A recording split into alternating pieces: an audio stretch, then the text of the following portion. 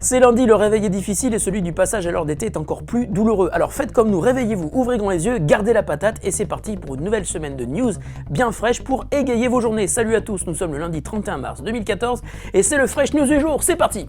This is funky fresh. This is funky fresh. Pick up on the mustard pack and grab your double cheese and fries.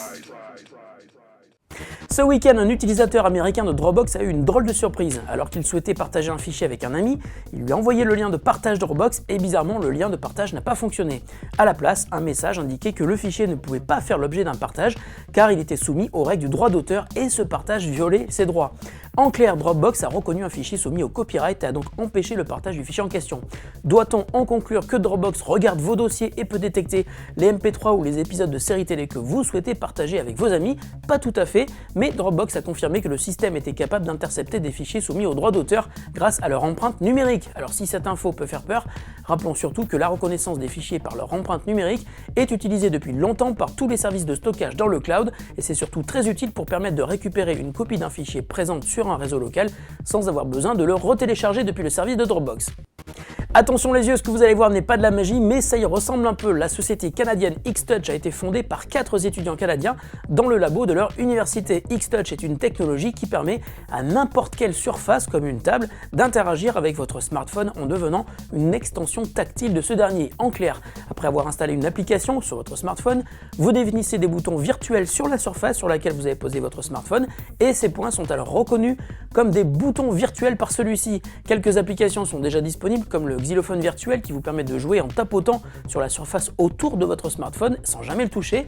Un jeu, Voodoo Tap Frogs, permet quant à lui de réunir jusqu'à 4 personnes autour du smartphone et de se servir de la table sur laquelle est posé celui-ci pour agir sur les commandes du jeu. Si la technologie qui permet à Xtouch de fonctionner n'a pas encore été clairement expliquée, il semble que l'utilisation de la captation sonore et des vibrations effectuées par vos gestes soit déterminant dans la manière dont ces derniers sont interprétés par l'application. Pour vous rendre compte par vous-même, vous pouvez télécharger Magic Xylophone et Voodoo Tap Frogs sur l'App Store. Les applications sont gratuites et vous risquez d'être bluffé. Si elle n'est pas la première à être présentée sur le marché, la montre Hero a pour particularité d'être la plus petite et la plus discrète montre GPS destinée aux enfants.